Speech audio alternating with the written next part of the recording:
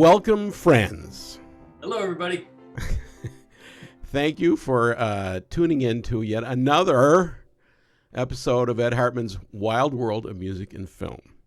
And this is season 2, episode something or other to be arranged. But anyway, I have some really cool guests here. We have CJ and Larissa. Hey, everybody. Who have a wonderful film, The Adventures of Mistress Maneater. The Misadventures of Excuse me.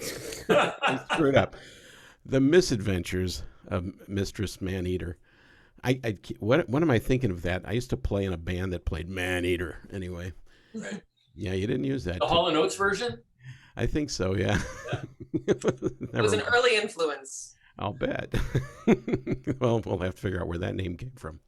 Okay, so you guys, interesting film, really cool, well made. It's on Tubi and Amazon and other, who knows, other places. You guys going to make a DVD with it at some point? If we're asked to. The DVD business, obviously, as you probably well know, has changed quite a bit in the past few years. And I think the only retailers anymore that even really deal in DVDs is Target and Walmart, really. Well, I'll tell you something about that.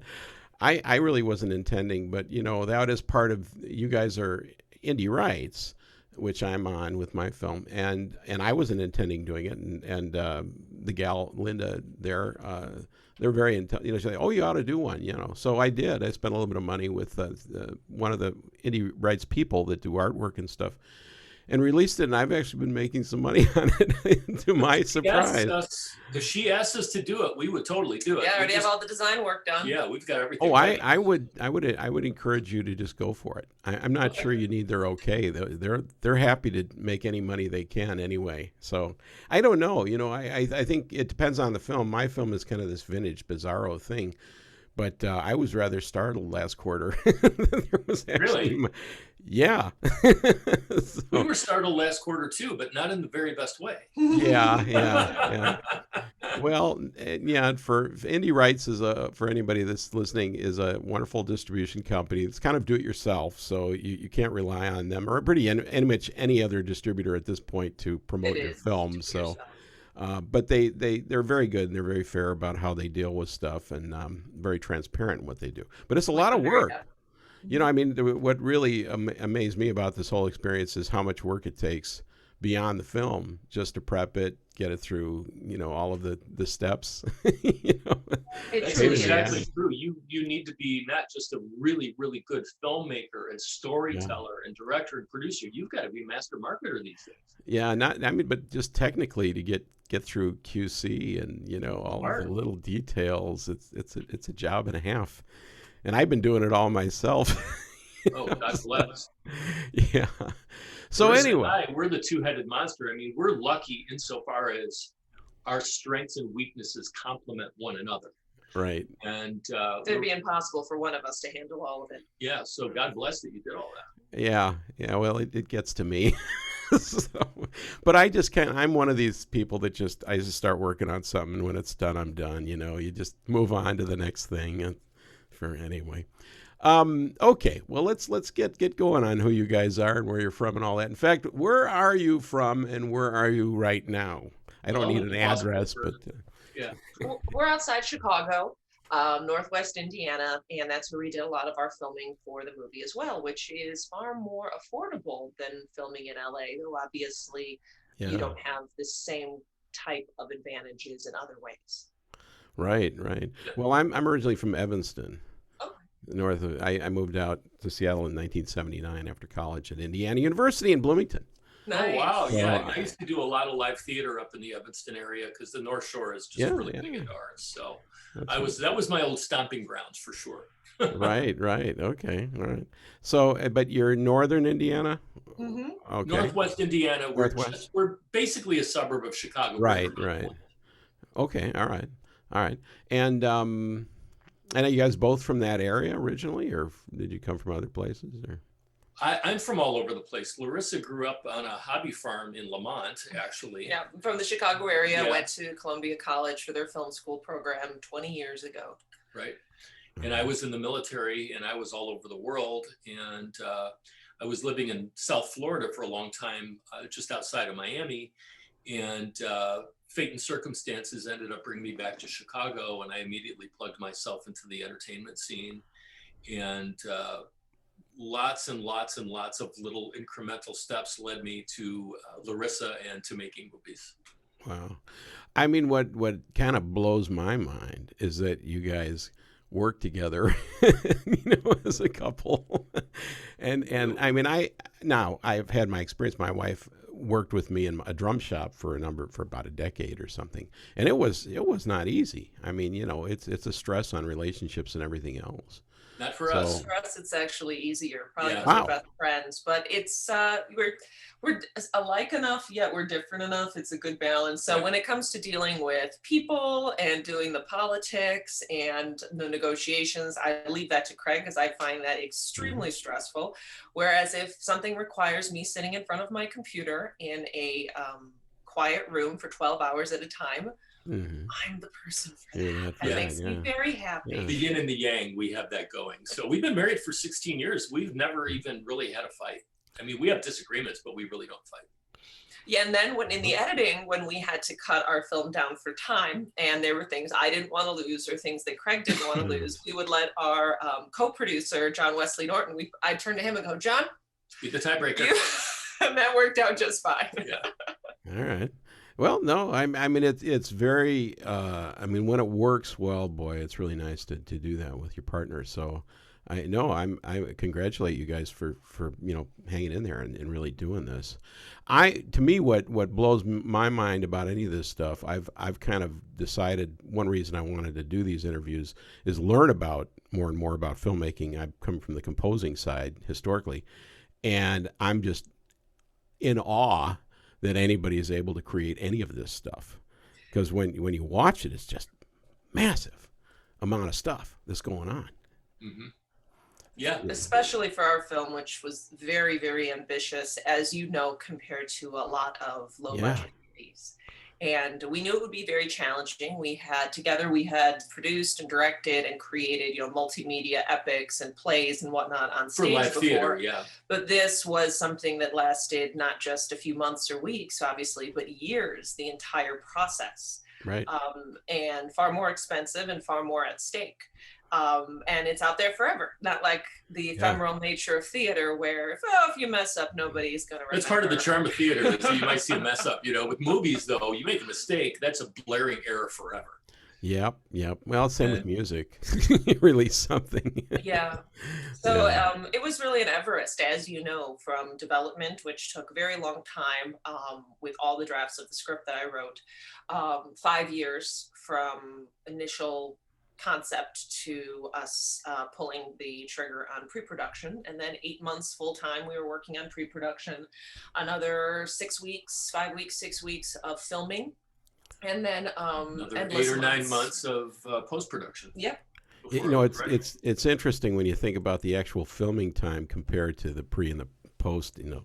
It dwarfs it. It just, I mean, people, the filming took a couple of weeks. But I mean, it's always obvious when there isn't enough pre-production, as you know. The locations aren't as good as they can be, or various other aspects. The crew might fall apart, or someone, a role wasn't cast right, or whatever. The art department didn't have enough time to prepare. So that was very important to us, was to do absolutely everything we could, because the chaos happens on set. Yeah, so we were our pre-production was all designed to answer all of the questions that we could possibly answer, because we knew that once we started filming, there was going to be situations that came up that were unanswerable that we would have to find the solution to in the moment. Whether it's weather or an illness or stuff that you can't ever foresee, we wanted to make sure all the things we could foresee were definitely taken care of.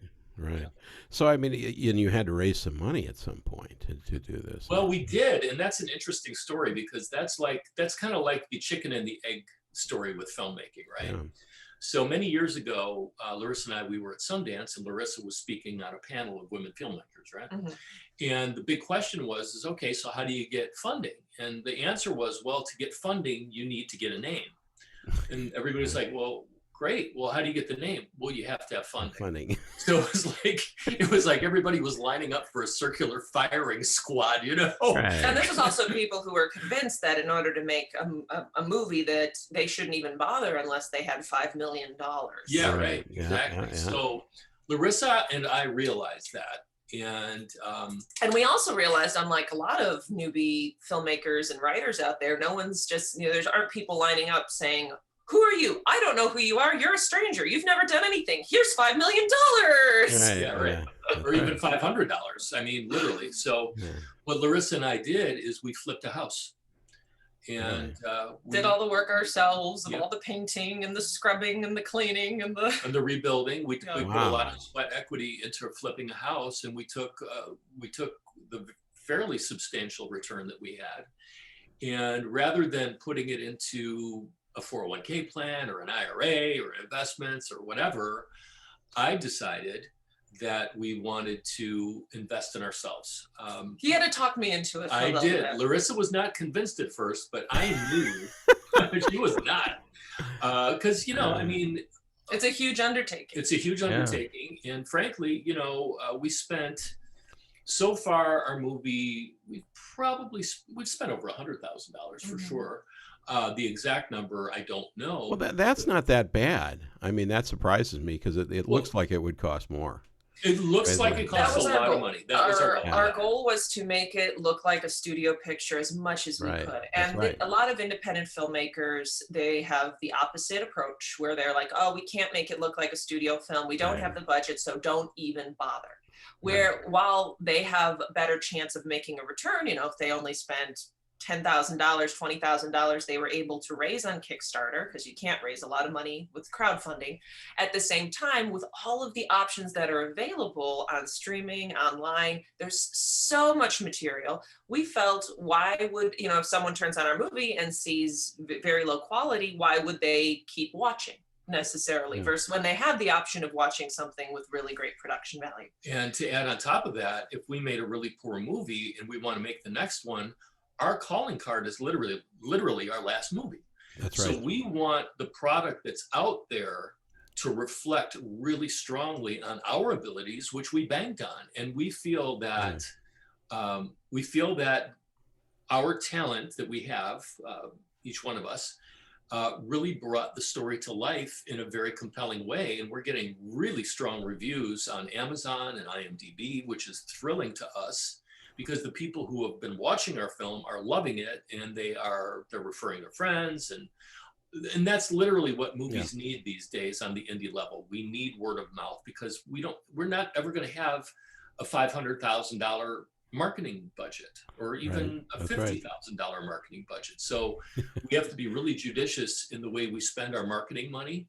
And we have to really depend on the goodwill of people who've watched and enjoyed our movie to tell their friends and families that, hey, this is something you need to watch. Another thing that I've encouraged indie filmmakers when it comes to this is, if they're considering this, realize that it might not be the time yet. So 15 years ago, 10 years ago, we couldn't have created this. We wouldn't have had the network, just not only for our crew and our cast and whatnot, but I went to film school. I'm able to edit it myself.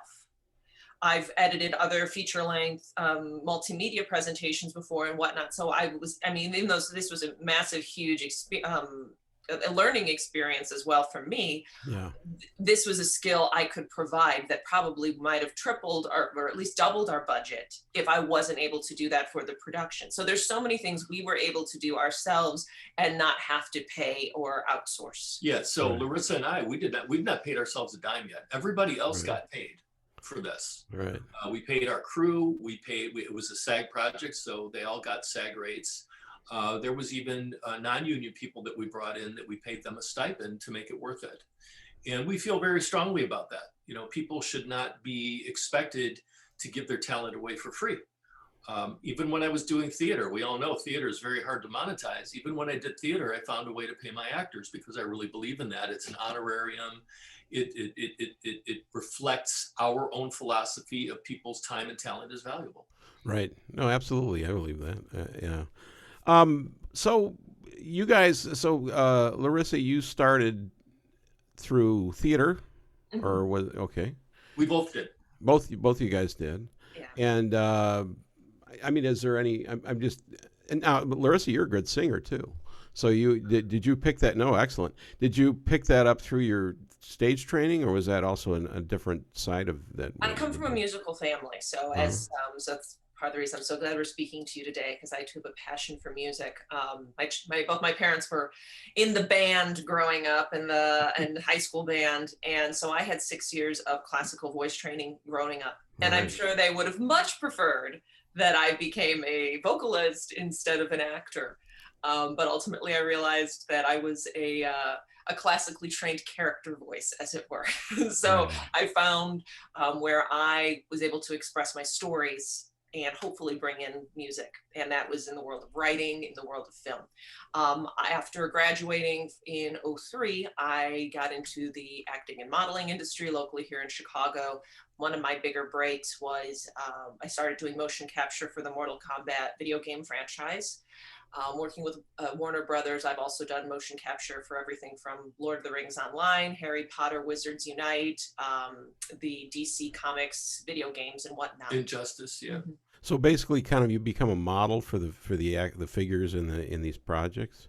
I'm an actor, so I act out all of the for the cutscenes, the cinematics they call it. So all the in-game movies you watch, I do all of the motion capture physically, the facial expressions for the characters, along with a whole cast of other actors. Yeah. So if you've seen the movie Avatar, for instance, all of that animation is based on human movements.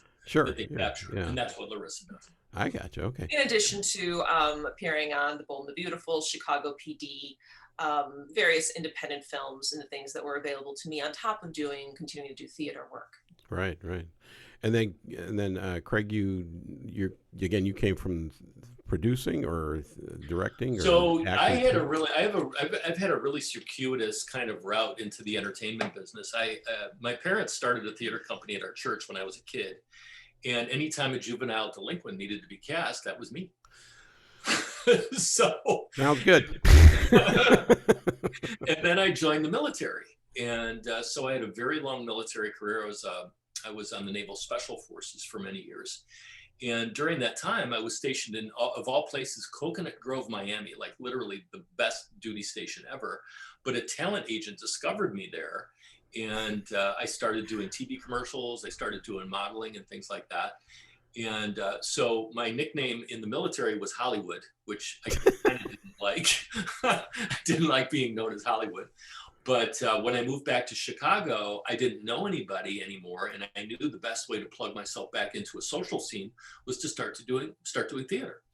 And I started doing it, and I started making friends and connections and things like that. Ultimately, that led me to becoming the artistic director and president of a theater company in Bolingbrook, Illinois, which I did for 10 years.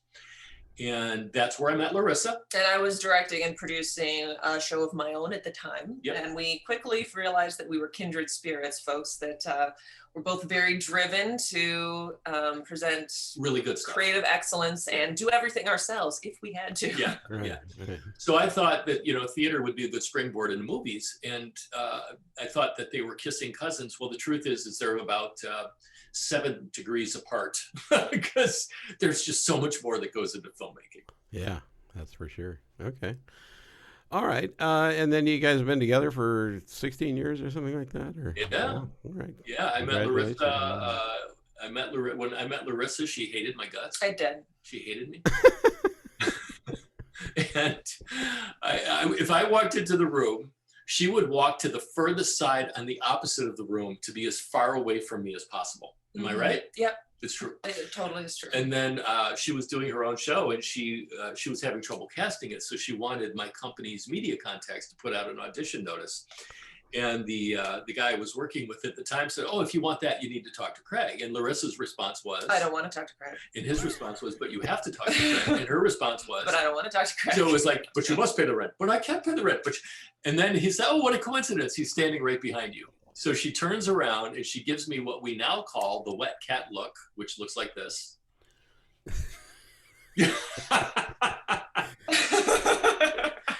And we started talking. This was like the middle of May or so. And by the time July rolled around, we decided that we were going to try doing the couple thing. And then by November, I knew that I was done. Done deal. And we got engaged shortly thereafter, and we've gone through a lot of adventures. We've been joined at the hip ever since. Misadventures. Yeah. All right. Well, that'll be the next film, The Misadventures of CJ and Larissa. There have been a few. It's been like a 16-year romantic comedy of highs and lows. Yeah. Well, actually, what Craig was describing sounded like a movie script to me. It's total rom-com, right? Yeah. Yes. All right. Okay. So, so let's talk about your movie. Again, interesting film. It's a complex plot. Who wrote that thing? The boss here. Wow. Okay. Impressive. There's a lot going on. You got Russian mafia. You had to find a lot of Russian style actors in this thing, didn't you? Yeah, especially our lead. He's Irish. Yeah. Really? Yeah. Wow, he did a nice job, man. So it was a challenging role to cast. We had a nationwide casting. Someone who could act brilliantly, because you could see that was a huge part of the role, but also have those MMA fight ability skills. Right. Very hard to find both in the one package. We were told we would never find it in Chicago. And ever. cast for early 40s because of his involvement in the Bosnian War, and have the good look for a romantic leading man and do the accent. That we were really looking for a unicorn. And we did. We found a unicorn. So we were, like Larissa said, we did a national search. And ultimately, we found Mickey right in Chicago, and we're glad we did. Mickey is a regular on The Chi, which is an HBO series, and he was a recurring character. A recurring character on Chicago PD as well. And it was really interesting because we had a choice. It was either we find a fighter who can teach to act, and we can hope that he can act. No, you don't. But ultimately, we need to find an actor they can fight, who we could teach to fight, because there was a lot more of the story. Yeah, there was a lot more acting involved. No, this was not an action film, so I don't think. I watch a lot of action movies, so no, I think that was a brilliant move there. No, because he's got a deep character. There's a lot going on there. Mm-hmm. You can't. No, that would have been. No, you didn't need Arnold. Right. So Mickey was. He did an amazing job for us. He went on a fitness journey, and he was doing CrossFit 2 times a day for an hour and a half, 2 times a day, to get in shape. And he lost a considerable amount of weight to do the role, which we're glad about. And he's continued his fitness journey, and it's really gonna serve his career well. Yeah. I think that this movie is a good springboard for what he's going to end up doing with his career. We had one film critic who said that he should be in a James Bond film, and he could. Yeah, I could see that. Yeah, I mean, he's a handsome guy. He's dedicated to his craft. He works really hard at his fitness. But the thing with him is that he was not a trained fighter. He's not a martial artist. He played hockey. So his fighting experience was basically grabbing somebody by the collar like this and boom, boom, boom. That's it.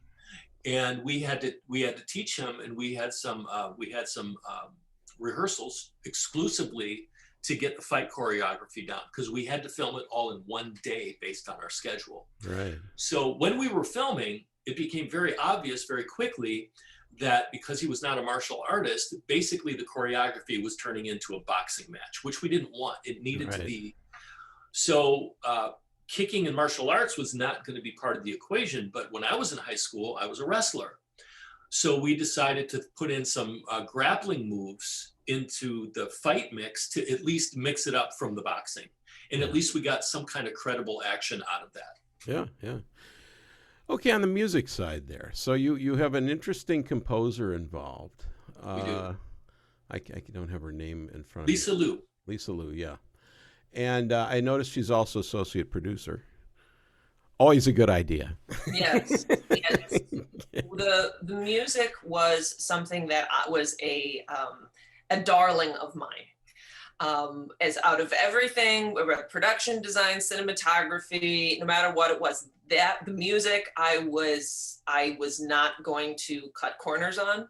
I felt very, very strongly about having an excellent score. I've been in love with movie scores since I was 11 years old. That's what we listen to around here. When Larissa turns on music in the house, it's movie scores. That's what I love. I grew up with classical music, so to me, it's a version of classical music in many ways. I'm passionate about it. And so when we were looking at composers, and we had to look at someone who was in our budget. Right. So we had a suggestion from our line producer of someone who does a lot of cable movies and churns them out like product. But I listened to the score or his work, and I just realized there were no hooks. Nothing grabbed my heart. And it sounded like he was doing it on a Casio keyboard. Right. You know? And I said, I want a full, rich, dramatic sound, because as the writer, I can provide the script, I can provide the words, but there's this whole other dimension to an emotional response in the audience, and that's the music that accompanies these picture and this word, right. These words. And as a director, I said, I do not want the score to sound like a 70s porn movie. Right. I think that's the biggest issue I see in independent film. Either no attention is given whatsoever to the score, or it's canned or tacky or poorly produced. And to me, it's like a huge sore thumb as much as bad lighting or bad sound. Bad music will take you out of a movie like almost as much as bad sound. Now, before we move on, I want to say something about Lisa Liu, because Lisa is fantastic. Her hooks were there.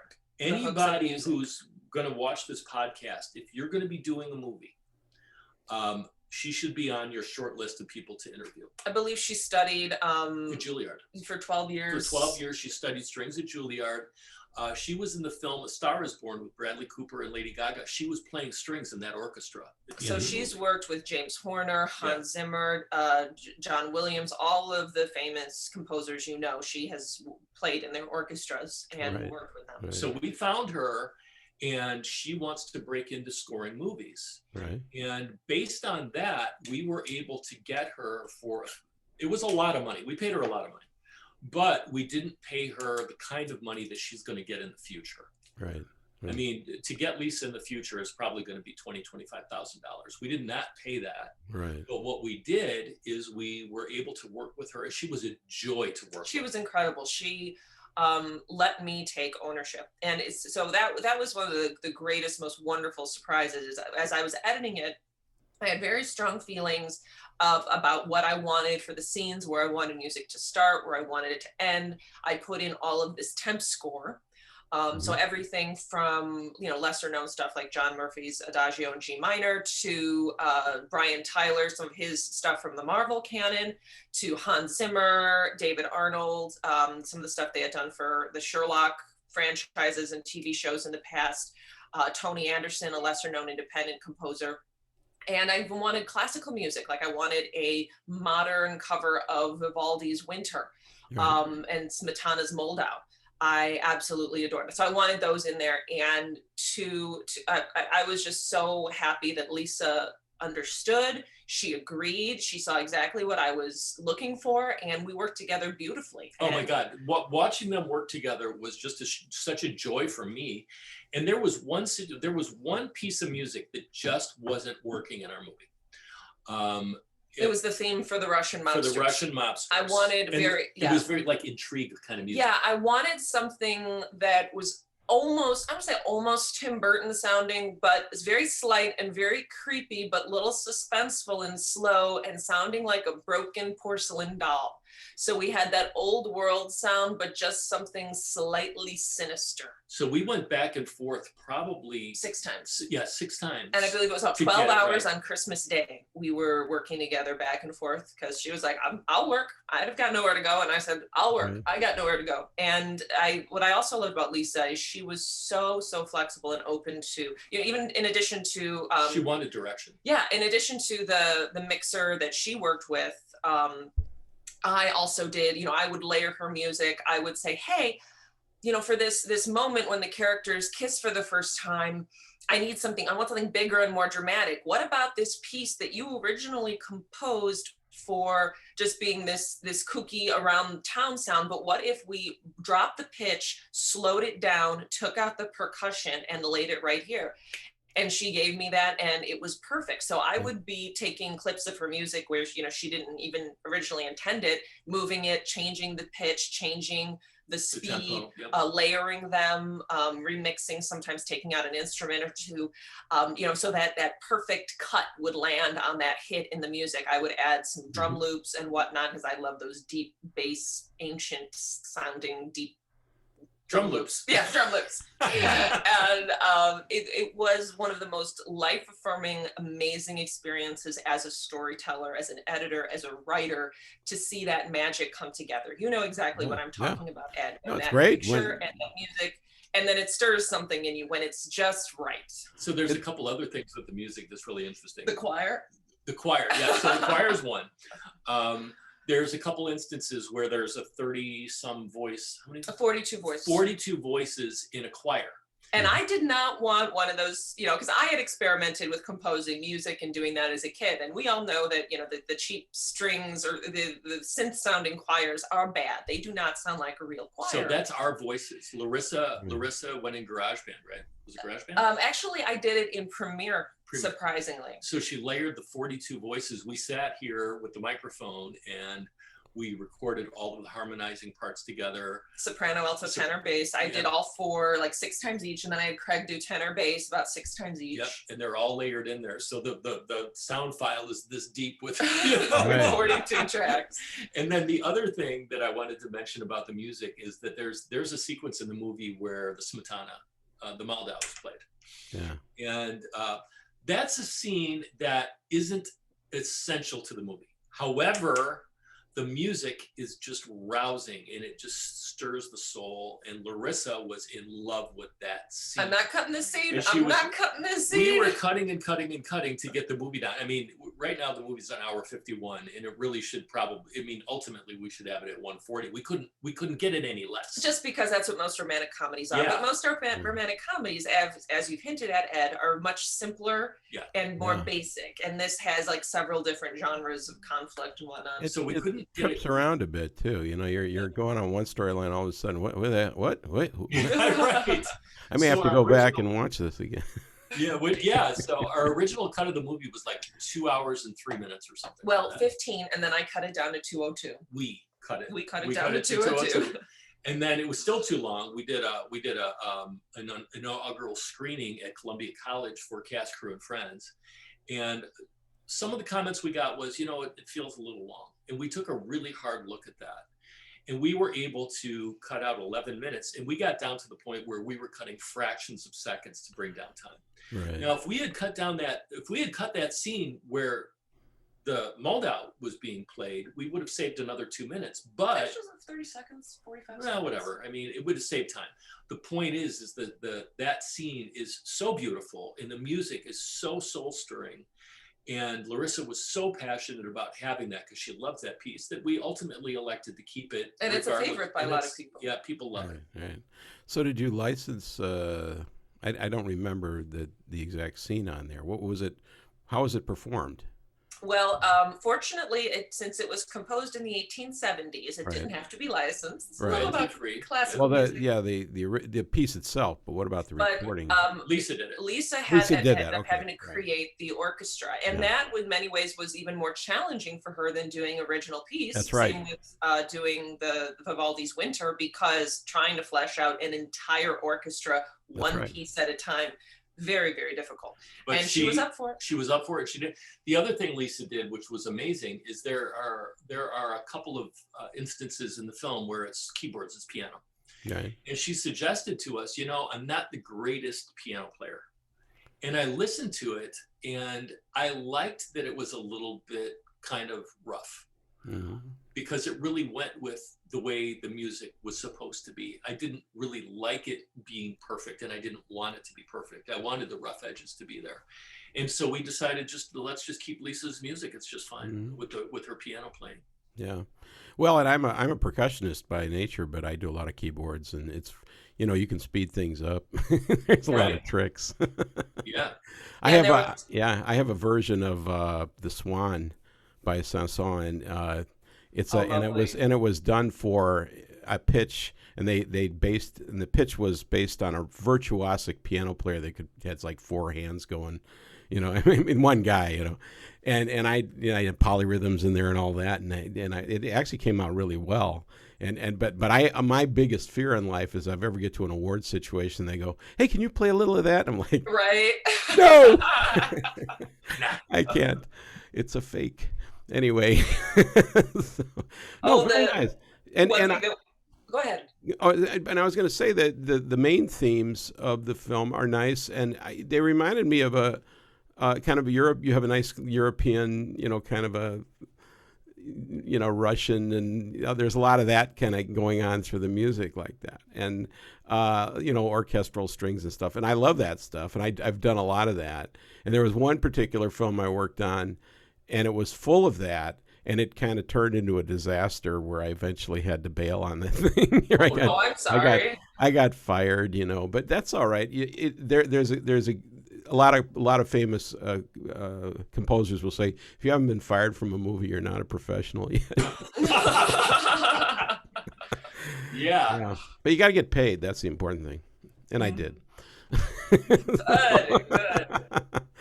Anyway, no, but again, really well done score, well done rendering. And I think that's what really helps, films, do much better, because there's been a lot of films that I've been watching that not just the score, but the overall sound design is not great.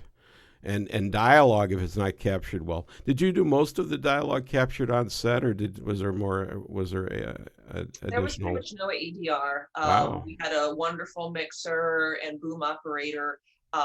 Next time we'll definitely have a little bit more in our budget for sound editing. We ended up having to do a lot of that ourselves.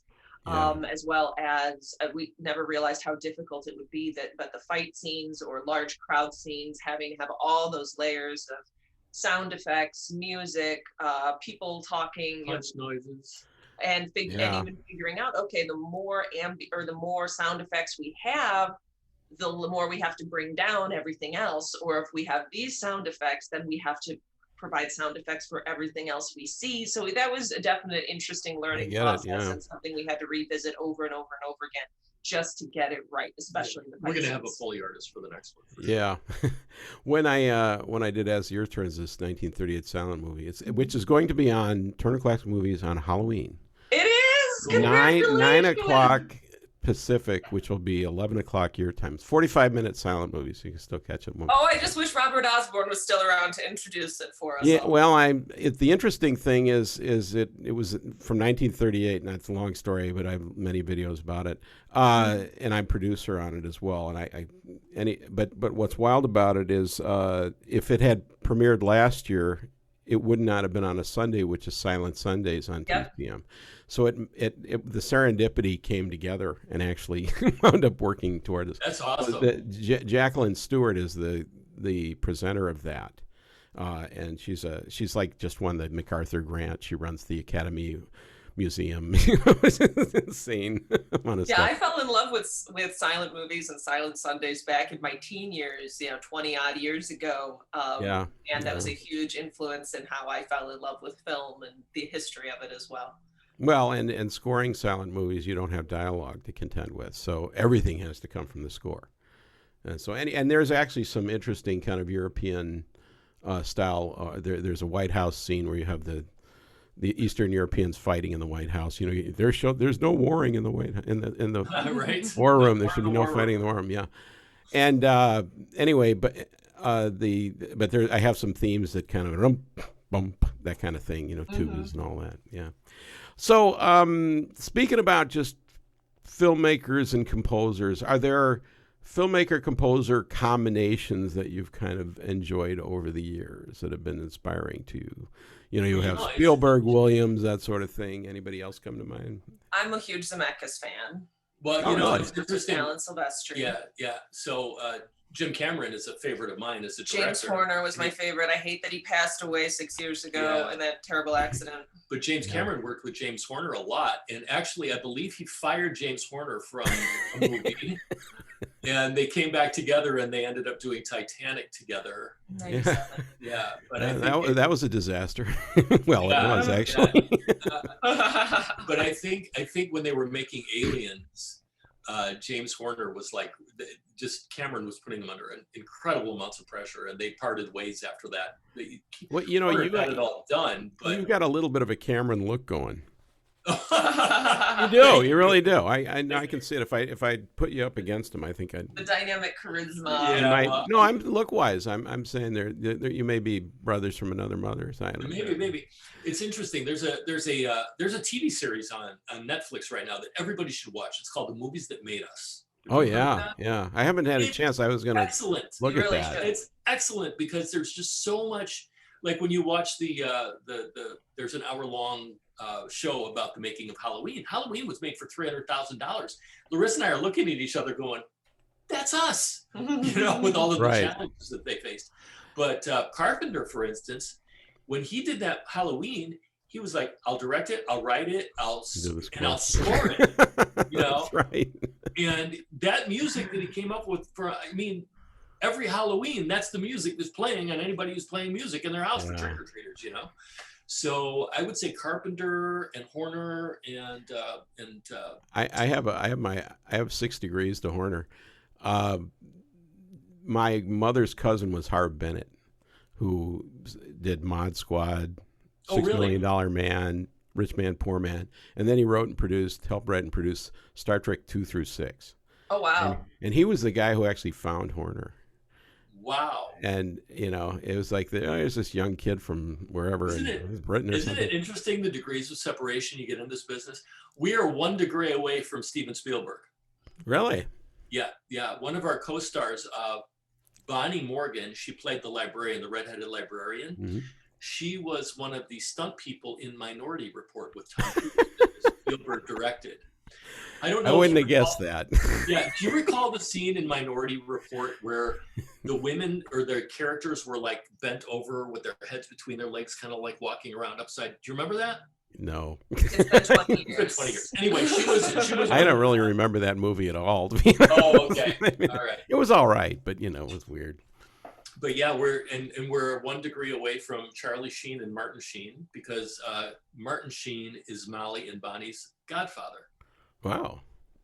So they're all they're all close in the periphery, but here we are out in Crown Point, and they're obviously in LA. That's right. Yeah.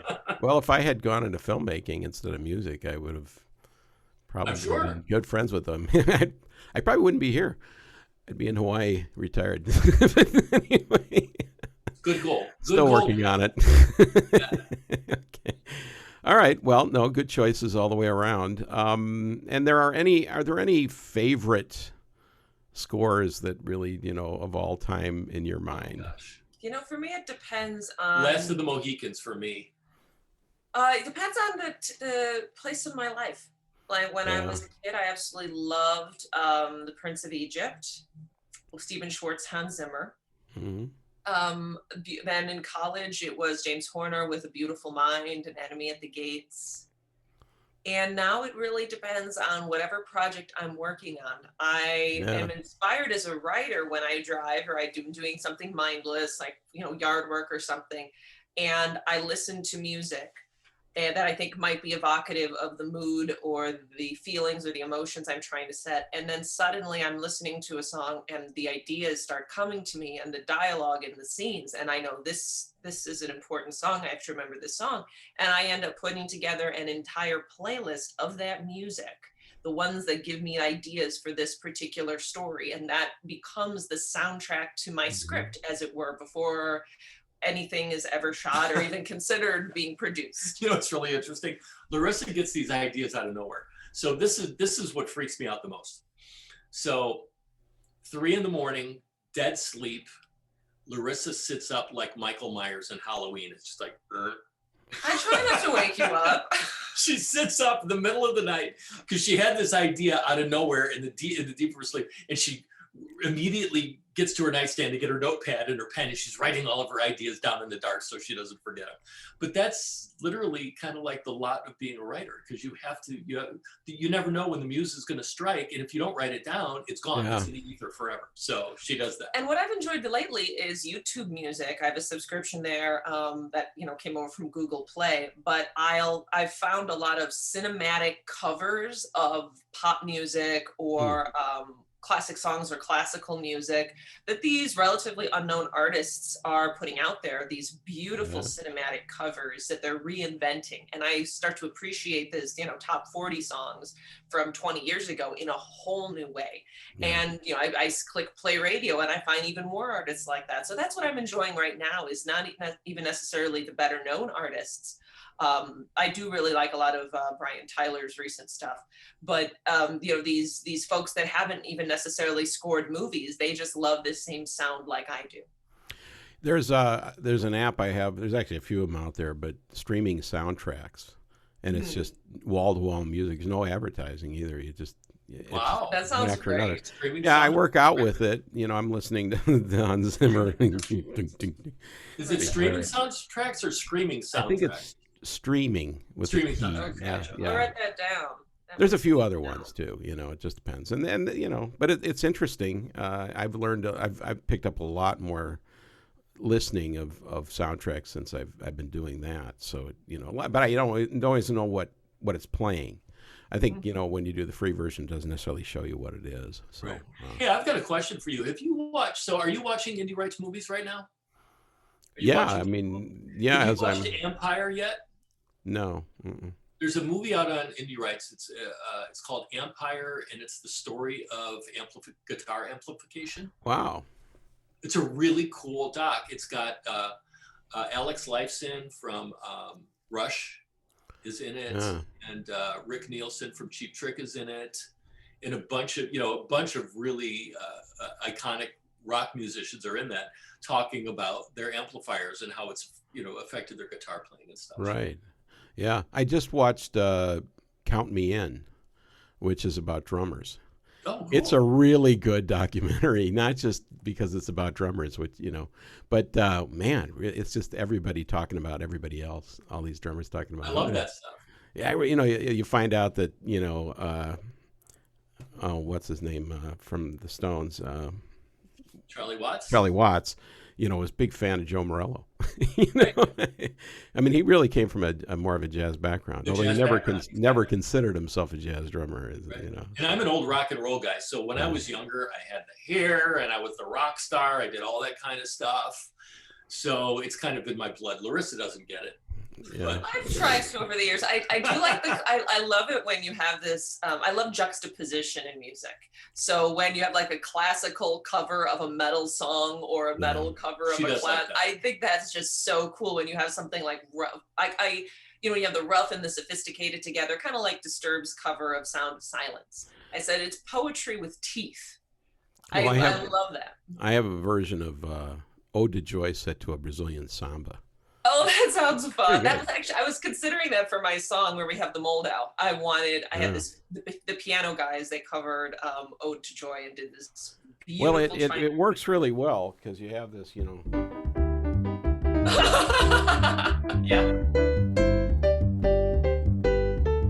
And what I've discovered musically is that when you have very rhythmic accompaniment, you can get away with. Ode to Joy is one of the few melodies that's not very syncopated. It's just this kind of. That's not a syncopation to me. The definition is very rhythm, different spacing of rhythm. And when you set a more pulse-oriented melody, which are rare, it works very well against rhythmic accompaniment. And one way to do that, if something is not pulse, like if I can do the same thing. Not as good as if I slow down the melody, half time it, then eventually becomes more pulse-like, and I can play it against more syncopated accompaniments. Anyway, amazing little thing. But I've been doing that stuff for years, and I did a version of Beethoven's Seventh to a Middle Eastern kind of a groove. It's in search of kind of the next Rome, HBO Rome type of show. See, I would love that. I think that's a great. That's my style. Yeah, so I'd love to hear that. You guys are talking about class. So it's interesting. I've always been a rock and roll guy. Always. So my all-time idol is Bruce Springsteen. Love the man.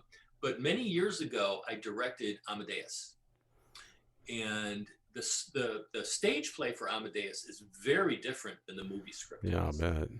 And I had to take a really deep dive into Mozart's music because I created the soundtrack for that play with Larissa. We did it together. And digging into that catalog of classical music was an amazing journey for me because Mozart, once you get into that kind of thing, what brilliance. Oh my God. Yeah. No, he's another god. That's all there is. Another alien on the planet. Yeah, right. It's the only way I can explain people like that. There's a number of them. Anyway, so what are you guys currently working on? Well, besides promoting the hell out of this thing. Marketing your movie. Please watch. Or flip another house. Larissa's been very busy working on scripts. We formed Binary Star Pictures as a vehicle to bring movies to the public that aren't typically seen, with characters. When Larissa and I watch movies, many times we're like, we've seen this character before, we've seen this plot before, we've seen this plot line before. Or I love comedies, but they're just so dumb. They're not smart. Yeah. That's so right. I find that, with very obvious comedy, I think it's different from smart comedy because smart comedy makes you have to make a few connections in your mind to get the joke. Right. It takes you from point A to point C and you have to fill in the B, and that's what makes it smart comedy versus just A to B. Right. So Larissa's written a couple of scripts, and what we've discovered about movie making is that we're going to be married to any movie we make for 5 years. Yeah, that's true. And working full-time sometimes for no pay. So it has got to be a primo project. The writing, at the indie level, it's the writing that makes the movie. Literally. That is your roadmap for success. You've got to have the right script, and then you go about filling in all of the other blanks with the right actors and pre-productions, and staff and all that kind of stuff. It's pretty clear when we've seen indie movies when it's obviously all improv. Yeah. Or we see indie movies that would be far better off as a 20-minute short rather than stretched out to an hour and a half. We see that very commonly where there isn't the same structure or the layers or multiple plot lines or that have been fleshed out or, first act, second act, third act. It's like, this is just a short film that's been stretched. Yeah. So what we've discovered is that without a solid gold script, it's not really worth the investment of time and blood and sweat and tears to do it. So Larissa's come up with a couple of scripts that have had wonderful, wonderful passages in them, but ultimately we both agreed that they weren't the kind of shiny object that we wanted to devote our 5 years of our life. Because we also have to think of if, it's going to be Everest after Everest after Everest, every step of the process, as you know, for development, pre-production, production, post-production. There's not necessarily Shangri-La on the other end side of that Everest. Returns, profit, that's never guaranteed. And we're not in this for our own vanity. We are in this as a business and as artists. So it has to be something, like we said, that is that good that we're willing to be slave labor for our own project for many years. So Larissa's working on another project right now that she feels really, really strongly about that I'm sure I'll be seeing in a little bit. Because Larissa writes, and then I am kind of like the muse and editor, and we bounce off ideas once she's got it done, and then we come up with what the final script is going to be together. A lot of people say that they're their own toughest critic. I'd say the only person that's tougher than me is Craig, but I appreciate that because he knows me. He knows what I'm going for. Craig is able to communicate my script and the motivations of the characters and the layers. He's able to communicate that to other actors in ways I forgot I even ever put in there. So it's like we have this connection, we have this understanding of each other artistically. So I know that if he's like, this needs work, or this, I've learned over 16 years, I can trust him. I've learned that he's right. It's been hard for me. At first, it was hard for me to give constructive criticism to Larissa because we sleep together,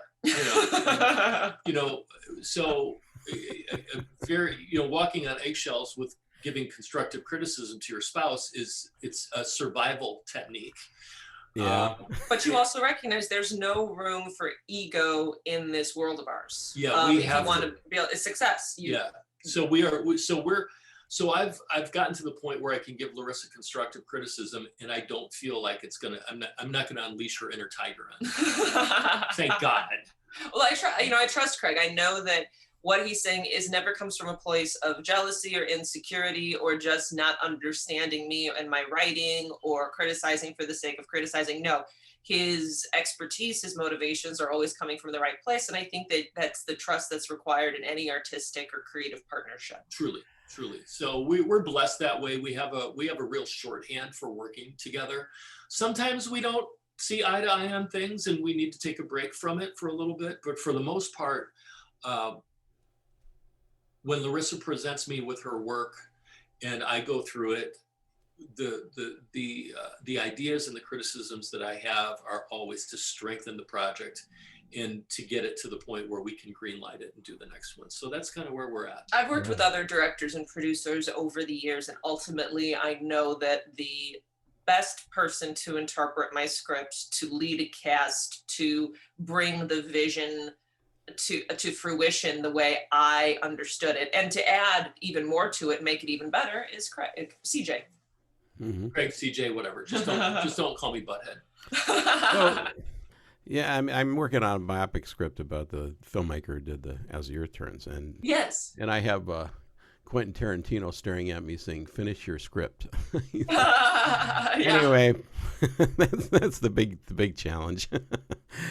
Yeah, these things take a life on their own for sure. Anyway, so what's your goal in the next 6 months? Well, that's interesting because we have winter coming up. So when winter happens, that's when we kind of like bear down, and Larissa will be writing a lot. We will definitely be working a lot on our fitness. That's a big thing. Basically, it feels like work out, go to sleep. Work out, go to sleep when you're in the Midwest in winter. Right. Winter is tough, but we live on a lake, so thank God for that. And I'm also a really good cook, so we at least eat good food. But what we would like to do is to have a script that Larissa completes that we can work on together to get massaged into filming shape. Right. And then hopefully start working on pre-production this winter to set up a film schedule to shoot. We usually like to shoot in May and June because that's the best time of year to shoot around here. And finding executive producers, people because we want to grow our team. Now that we've shown what we can do, what our standard is, we want to find more people to share that with for the next project. So the best time to shoot here is around summer. And when we did Mistress Maneater, we started pre-production in very late October of 2018 and didn't complete a pre-production until May of the following year. So it was a good time for that. So it takes a good 6 months. So that gives us a lot of time to work on the project and hopefully get it to the point where we can start working on the next project next summer. A couple odds and ends. I was just looking at my notes. I love the cell phone ring in the movie. Related to the character. I was inspired. Actually, I always tell people, if you've seen BBC's Sherlock with Benedict Cumberbatch, it inspired this movie, and the same sensibilities you'll enjoy, where there's mystery, there's a little bit of romance. Right. Season 2 of Sherlock, humor.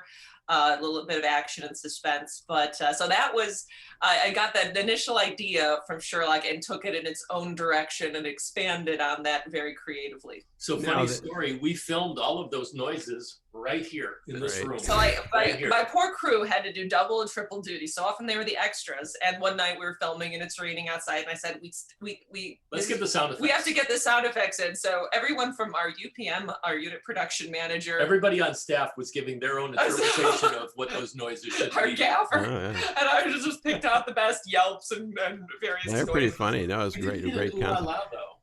And we got ooh. We did get that. That was our gaffer. So is there any thought about the mistress? I mean, I love the idea of the mistress becoming the detective, and what else? There is a character potential there. Oh, in, God, yes. Series, whatever. Yeah. I mean, it's we've had a lot of people approach us and say that it should be a series. yeah, And frankly, the Larissa was working on a sequel to this particular script, and right. there's an issue with doing a sequel to a romantic comedy. Larissa, you want to tell why? Well, a couple different things that I faced. So I did heavy research into which sequels work and why, and what sequels don't and why. Generally, you rarely see sequels to comedies and that are successful and well done, and you never really see them to romantic comedies, right? Because the tension is already answered. Are they going to get together, or how are they going to get together? Because we know they're always going to get together. But that wasn't the biggest issue I faced, as I spent a solid year working on a sequel script.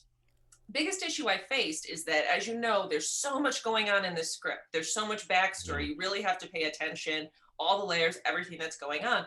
So if that's what's required of you just to watch the first movie, someone coming in cold to a second movie, it's almost impossible to bring them up to speed on not only the backstory, but everything that happens in the first movie. And the movie has to be a standalone by itself. But then also please everybody who saw the first movie and doesn't need to be reminded. So in many ways, I felt like a sequel would have to be like a season 2, where it's assumed that you've watched season 1. It's impossible with these particular characters to be a standalone. Yeah. Well, I mean, I was almost thinking to develop the character almost independently of the film, you know, as this concept of the mistress doing, you know, maybe even taking it a slightly different direction. I mean, you have a whole nother thing of her with the religious guy, you know. That's wacky enough. But the big thing with the movie is she doesn't want to be the mistress. Right. I know. That's the best part about it. Yeah. It's not what you think when you first start watching. Okay, this is going to be an interesting movie. Well, I love these characters so much. I mean, I've lived with them. It was a screenplay that I wrote in 2014. I got all the coverage, feedback on it, turned it into a novel, much deeper, much more complex. Much more going on to fix any of the issues that were in the initial screenplay. And then it became a screenplay again. 9 drafts later, that was the movie. So it was a very long process, which is why everything is so baked into it and so distilled down into a lot of story. It wasn't written in 6 months. You can tell when a script is written very quickly versus when it's baked and long. For a lot of scripts are like a 1 acre pond that's only 10 inches deep, whereas this particular script, this is a 100-acre lake that's 100 feet deep. There's a lot going on. Years of research and obviously working on it. So I would love to revisit these characters. I love them very much, and I do believe there are more stories to be told. But we have to do it before everybody ages out of it.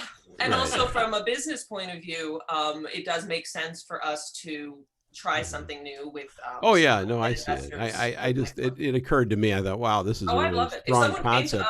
If someone came to us, I see a Netflix series about her, you know. Oh yeah, we could do something like Fleabag, Marvelous Mrs. Maisel. And it doesn't she didn't even have to be the detective. It's just the fact that she's the mistress with the brain, you know, that you're flipping that character pretty good on there. So I have to tell you an interesting story. You and a lot of filmmakers will really probably get a kick out of this. So we filmed the entire movie out of sequence due to scheduling and all kinds of other issues. So the first week of filming, there was none of the Radavan scenes, the romantic male lead. There was no romance. There was no comedy. We were shooting all of the really heavy scenes where people are getting hurt and beat up and killed and things like that. All the Russian monster scenes. The monster stuff.